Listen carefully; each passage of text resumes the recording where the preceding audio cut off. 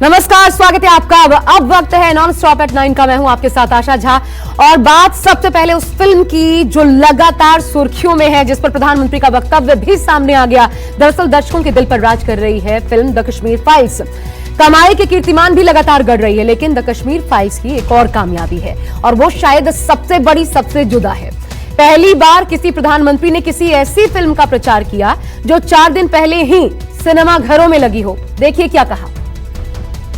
मेरा विषय है कि जो सत्य है उसको सही स्वरूप में देश के सामने लाना देश की भलाई के लिए होता है। कश्मीर चल रहा है, खुलेआम कश्मीरी हिंदुओं का कत्ले आम हो रहा है। बॉक्स ऑफिस पर महज 4 दिन में ही 42 करोड़ से ज्यादा बटोर चुकी फिल्म की वकालत में खुद देश के प्रधानमंत्री खड़े हो गए। बीजेपी संसदीय दल की बैठक को संबोधित करते हुए पीएम मोदी ने हर किसी से द कश्मीर फाइल्स देखने की अपील की। आपत्ति जताने वालों के खिलाफ दलील भी दी। कश्मीर फाइल फिल्म की चर्चा कर रही है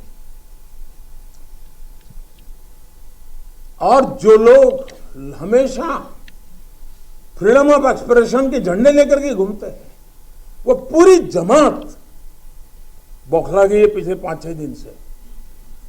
और ये फिल्म का तथ्यों के आधार पर, आर्ट के आधार पर उसकी विवेचना करने के बजाय उसको डिस्क्रेडिट करने के लिए बड़ा मुहिम चला है। आपने देखा, इससे पहले थिएटर से निकलकर बॉलीवुड एक्ट्रेस कंगना रनौत ने भी इस फिल्म की जमकर तारीफ की थी, तो साथ ही बॉलीवुड के सितारों से फिल्म को प्रमोट करने की अपील की थी। सितारों पर ताना मारने से भी वो नहीं चूकी थी।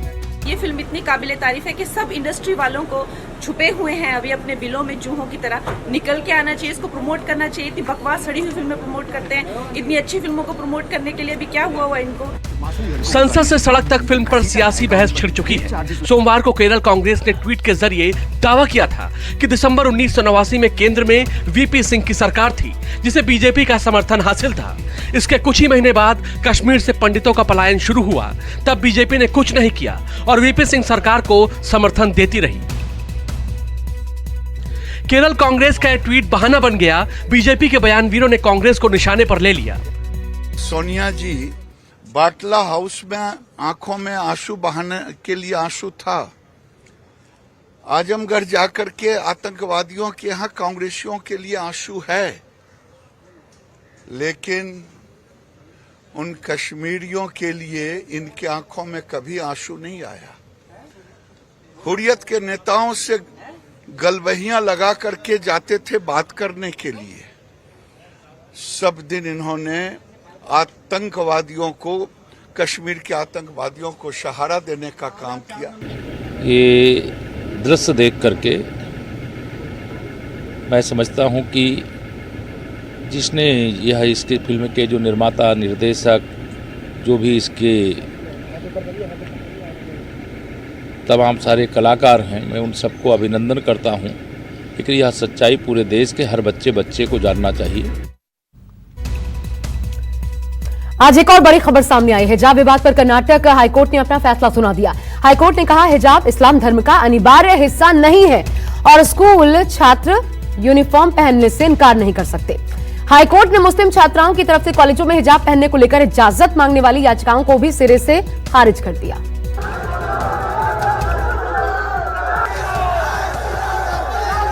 हिजाब पहनने की आजादी पर लगी सरकारी बंदिश के खिलाफ अदालत का दरवाजा खटखटाने वालों को निराशा हाथ लगी है।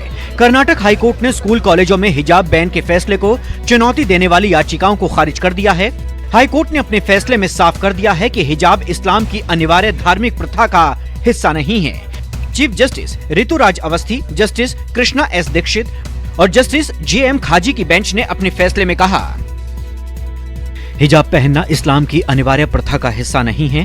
स्कूल यूनिफॉर्म का प्रिस्क्रिप्शन केवल एक उचित प्रबंधन है जिस पर छात्र आपत्ति नहीं कर सकते। स्कूल ड्रेस का निर्धारण एक उचित प्रतिबंध है जो संवैधानिक रूप से मान्य है।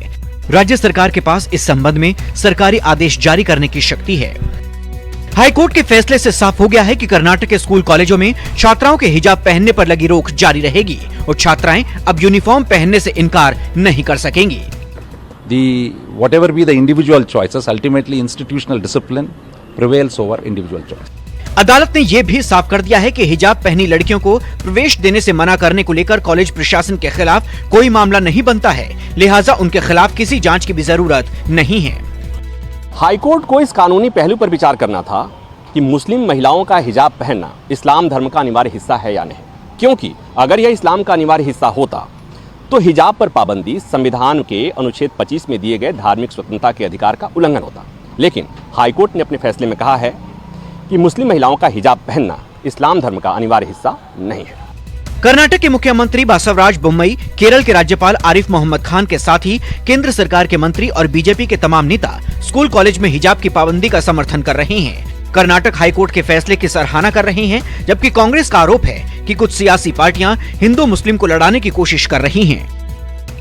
कर्नाटक हाईकोर्ट का इस निर्णय का मैं स्वागत करता हूं। संकुचित चीजों में हम नहीं पड़ना है। जो हाईकोर्ट का निर्णय है सबको पालन करके एक शांति का माहौल बना के रखना है। हाईकोर्ट का हिजाब के मामले में जो फैसला आया है वो बहुत ही स्वागत योग्य है। अगर स्कूल का कोई ड्रेस कोड होता है तो भी संविधान के मौलिक अधिकार का ही अंग भी है, इसलिए अगर स्कूल का ड्रेस कोड कोई है तो उसका पालन करना चाहिए। हिजाब का जो सुप्रीम कोर्ट का फैसला है वो आने के बाद हम रिएक्ट करेंगे। मुस्लिम धर्मगुरुओं, विद्वानों और सामाजिक कार्यकर्ताओं में कर्नाटक हाईकोर्ट के फैसले पर एक राय नहीं है। कुछ लोग जहां इस फैसले का स्वागत कर रहे हैं, तो वहीं कई लोगों का मानना है कि किसी महिला से दुपट्टा या हिजाब हटाने को कहना सही नहीं है, लिहाजा इस फैसले को सुप्रीम कोर्ट में चुनौती दी जानी चाहिए। ये एक बहुत बड़ा फैसला है उन तमाम लोगों के लिए जो हिजाब को लेकर एक फितनो फसाद का माहौल, सांप्रदायिकता फैलाने की कोशिश कर रहे थे। अगर हमारे स्कूल के यूनिफॉर्म में अगर इस तरह की ड्रेस है और किसी चीज़ को मना किया गया है तो हम सब भी शालीन ड्रेस पहन करके स्कूल के यूनिफॉर्म को फॉलो करें, स्कूल के रूल को फॉलो करें, और सुप्रीम कोर्ट में अगर ये आदेश हो गया है तो हम स्वागत करते के पूरे जजमेंट को हम लोग यहाँ के एडवोकेट्स पूरे स्टडी करेंगे और उसके बाद देखेंगे कि उसमें कोई रिलीफ मिल सकती है कि नहीं मिल सकती है। अगर नहीं मिल सकती तो इस जजमेंट को बट नेचुरल है कि सुप्रीम कोर्ट में चैलेंज किया जाएगा और हम लोग को पूरी उम्मीद है कि सुप्रीम कोर्ट से इस सिलसिले में हम लोग को राहत मिलेगी। जम्मू कश्मीर के पूर्व मुख्यमंत्री उमर अब्दुल्ला ने भी कर्नाटक हाईकोर्ट के हिजाब बैन को बरकरार रखने के फैसले पर निराशा का इजहार किया है। अब्दुल्ला का मानना है कि हिजाब महज एक कपड़ा या पहनावा नहीं, बल्कि अपनी पसंद चुनने का अधिकार है। अब्दुल्ला ने ट्वीट किया, हिजाब के बारे में आपकी राय चाहे जो भी हो, लेकिन ये मामला एक कपड़े का नहीं है। ये एक महिला के अधिकार का सवाल है कि वो अपनी पसंद से अपना पहनावा तय कर सकती है या नहीं। अदालत ने इस बुनियादी अधिकार की रक्षा नहीं की, ये एक बहुत बड़ी विडंबना है। उमर अब्दुल्ला ने एक और ट्वीट को रीट्वीट किया जिसमें सवाल उठाया, जिस तरह से मुस्लिम महिलाओं को धमकाया गया और उनको हिजाब उतारने के लिए तंग किया गया, क्या उस पर अदालत ने कुछ कहा है? किस तरह छोटी बच्चियों को स्कूल जाने से तब तक रोका गया जब तक उन्होंने गेट पर अपना हिजाब नहीं उतारा? MIM अध्यक्ष और हैदराबाद के सांसद असदुद्दीन ओवैसी ने भी कोर्ट के फैसले पर असहमति जताई है और फैसले को मौलिक अधिकार छीनने वाला करार दिया है। कर्नाटका हाईकोर्ट के हिजाब के फैसले से डिसएग्री करते हैं और इसलिए डिसएग्री करते हैं कि ये संविधान के ये सस्पेंड करता है फंडामेंटल राइट जो है फ्रीडम ऑफ रिलीजन को, एक कल्चर को, फ्रीडम ऑफ स्पीच और एक्सप्रेशन को, और ये आर्टिकल 15 को भी कि जो डिस्क्रिमिनेशन अलाउड नहीं है रिलीजन के ऊपर, वो उसका भी वायलेशन करता है। तो ये 4-5 चीजों के लिए हम सुप्रीम कोर्ट हाई कोर्ट के जजमेंट के हम डिसएग्री करते हैं। जम्मू कश्मीर की पूर्व मुख्यमंत्री और PDP प्रमुख महबूबा मुफ्ती ने भी कर्नाटक हाईकोर्ट के फैसले पर निराशा जाहिर की है और इसे महिला के विकल्प की आजादी से वंचित करने वाला बताया है। हालांकि बीजेपी सांसद और अभिनेत्री हेमा मालिनी ने स्कूल में ड्रेस कोड को जरूरी बताया है। हिजाब पे जो बैन जो लगाई गई उसको जो हाईकोर्ट ने कायम रखा है, ये बहुत ही मायूसकुन फैसला है कि एक लड़की या एक औरत को ये भी इजाज़त नहीं है कि वो क्या पहने और क्या ना पहने। जनरली जो यूनिफॉर्म जो होता है उसको फॉलो करना चाहिए। ये हिजाब जैसे बीच में लाने की कोई जरूरत, रिलीजन के बीच में नहीं लाना चाहिए। हिजाब विवाद पर तेलंगाना के मुख्यमंत्री के चंद्रशेखर राव ने गुस्से का इजहार किया। कर्नाटक हाईकोर्ट के फैसले के बाद विधानसभा में KCR ने सवाल दागा कि कौन क्या पहनेगा ये सरकार कैसे तय कर सकती है। బెంగళూరులో విమానం దిగితే ఆడ కర్ఫ్యూ ఉంటుందట, హిజాబ్ పంచాయతీ, హిజాబ్ అదేందో హిజాబ్ పంచాయతీ.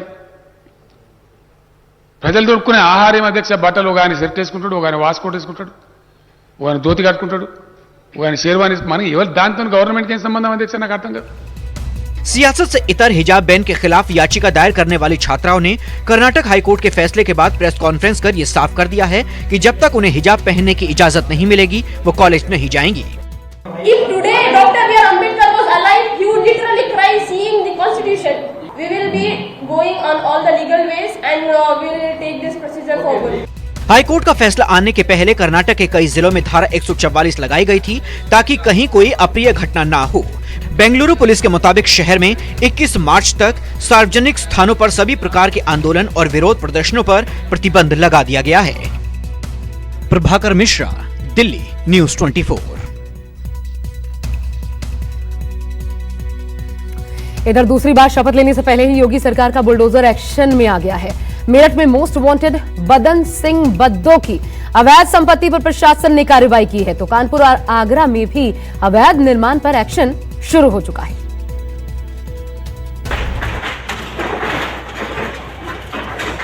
जैसे ही यूपी के चुनावी नतीजे सामने आए, उसी के फौरन बाद बुलडोजर की गर्जना सुनाई देने लगी। मेरठ हो या कानपुर या फिर आगरा, जहां जहां अवैध संपत्ति थी वहां वहां बुलडोजर एक्शन में दिखा।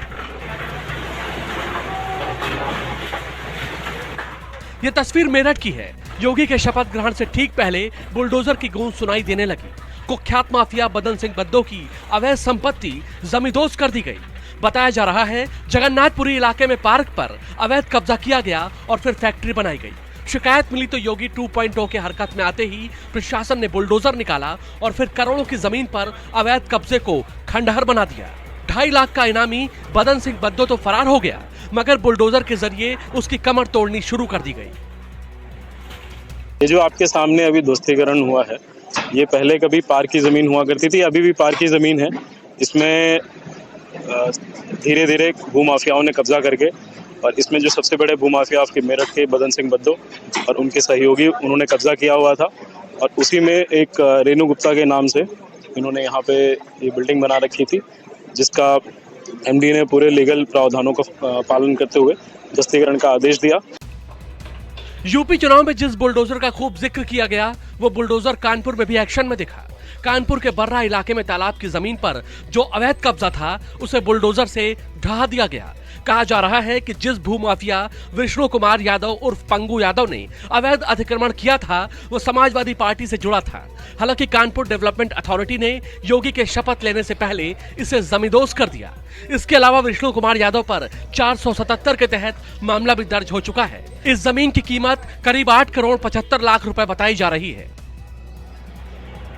बुलडोजर का एक खौफ योगी सरकार के शपथ ग्रहण से पहले ही दिखने लगा है।